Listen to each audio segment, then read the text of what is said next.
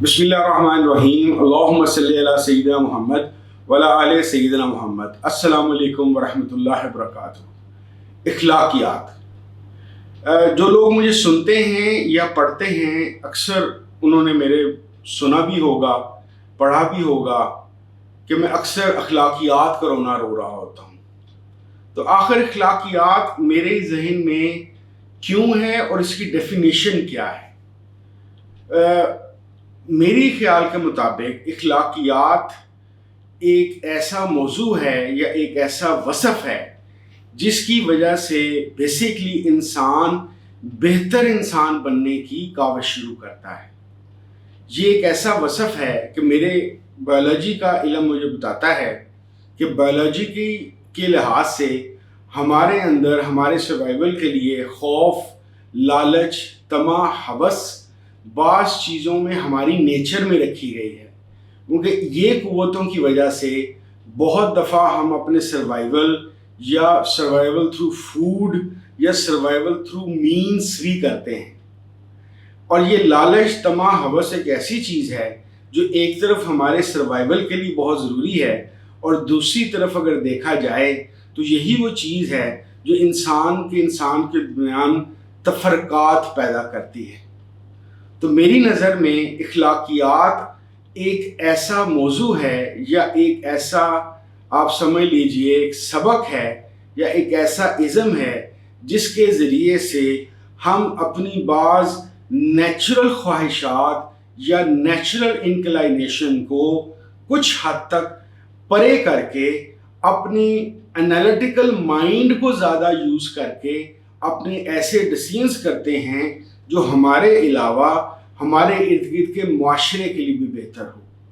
تو میری نظر کے اندر اخلاقیات کا موضوع بیسیکلی لاجیکل برین اور انالیٹیکل برین کے تھرو ہی ڈیولپ ہو سکتا ہے۔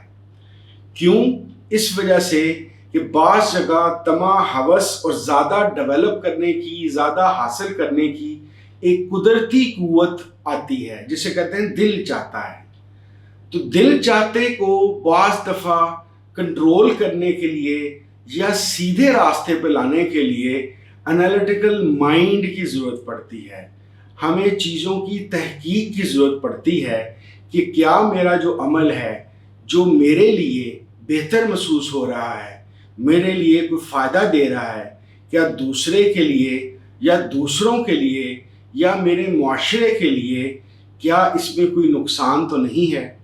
اسی لیے ہمیشہ میرا یہ کہنا ہوتا ہے، اور میں اس بات پہ اسٹرانگلی بلیو کرتا ہوں کہ مذہب کا اصل مقصد اخلاقیات کی تعمیر تھی۔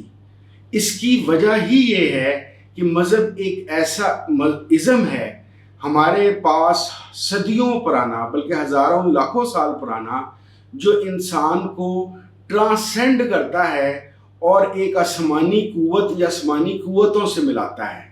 دیٹ مینز کہ وہ ایک ایسی چیز ہے جو ہمارے بایولوجیکل اینٹیٹی سے ہمیں اوپر اٹھاتی ہے۔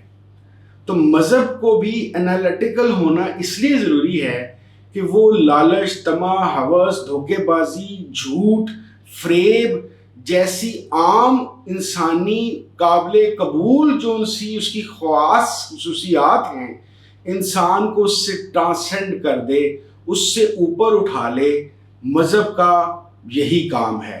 لیکن میرے خیال کے مطابق مذہب کے ساتھ جب تک ہو سکتا ہے بہت سارے لوگوں کو میری اس بات پہ اعتراض ہو، لیکن مجھے تو مذہب ایسے ہی سمجھ آیا ہے کہ مذہب کے اندر جب تک انالیٹیکل مائنڈ کا تڑکا نہ لگے تو وہ ایک ایسی چیز بن کے رہ جاتا ہے کہ جس کی روحانیت، جس کی غیر مرئی چیزوں سے تعلق، نہ دیکھی ہوئی دیوی دیوتاؤں سے تعلق ایک ایسی چیز بن جاتا ہے جو بہت سارے لوگوں کے لیے ناقابل فہم بھی ہوتا ہے اور ناقابل یقین بھی ہوتا ہے۔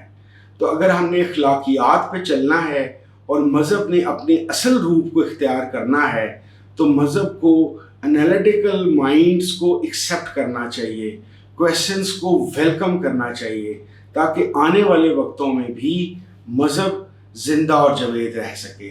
بہت شکریہ۔ السلام علیکم ورحمۃ اللہ وبرکاتہ۔